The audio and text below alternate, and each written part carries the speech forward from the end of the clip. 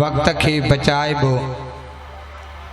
वक्त उलमाए अलहाज इमदादुल्ला साहब जे लाइ वक्त बचाइबो। पर ही बुधी छड़ियो यार इन सुतल कौम के भी जागाइबो। इन किस्तन में सुभान अल्लाह एक बेरो गजी तो चो सुभान अल्लाह। शेख साहब जो बार बार फोन आयो तो महफिल नात जो प्रोग्राम आहे रखायो। खास करे कोहिस्तान जा बलोच चवंदा न धनी बख्श चाचड़ के जरूर घुरायो। जे तहां जो हुयो इहो रायो तो घट में घट सुभान अल्लाह तो फरमायो। जेकॾहिं दिल सां ॿुधो था तो अहिड़ी नात थो ॿुधायां तव्हां जी दिल ठरी पवंदी। जेके चवंदा आहिनि वाह बि नबी खे न आहिनि मंडा उनजी हसरत मरी पवंदी।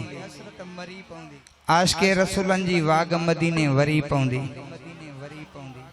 कसम खई वेठा हो जा मतां सुभान अल्लाह चवणी पए। मां बि अॼु कसम खणी बीहां थो त तव्हांजी इंशाअल्लाह कसम टोड़ाए सुभान अल्लाह चौराए बि। एकड़ो सराइकी में शेर बुधी तव्हां प्यारनि जे लाइ उनजी ट्रांसलेशन सिंधी में करे आयुमि हिन अंदाज़ में। कुछ उन शायर जा बोल कुछ पंहिंजे तरफां हीअं लिखियुमि। सोहणे अरबीअ जो शान कयो रब आ बयान पढ़ी ॾिसो कुरान। तव्हांजो आ अरमान ता सुभान अल्लाह चौथा कान। जे चवंदो सुभान अल्लाह त राज़ी थींदो रब रहमान।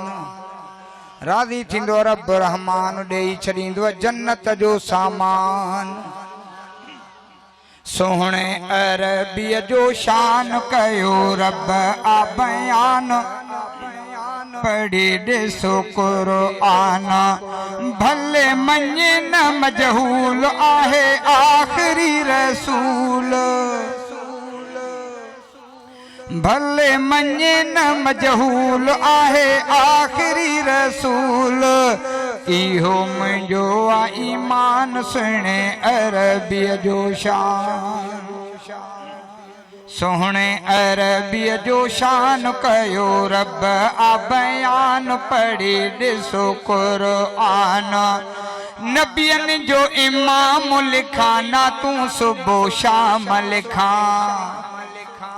कलम थी खुशू करे जॾहिं संजो नाम लिखा।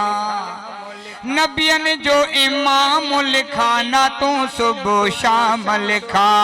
कलम थी खुशू करे जॾहिं संजो नाम लिखा। आहे आमिना जो लाल जंहिंजो नाहे को मिसाल।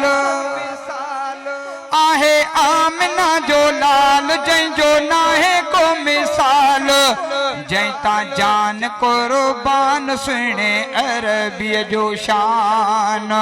सोहणे अरबीअ जो शान कयो रब आ बयान पढ़ी ॾिसो कुरान। अमड़ जे पेट आयो अमड़ ॿुधायो। ककर पया छांव करन सिजन वेझो आयो। मज़ो अचे त सुभान अल्लाह फरमायो। सुभान अल्लाह चई चई करे बाग जन्नत में लगायो।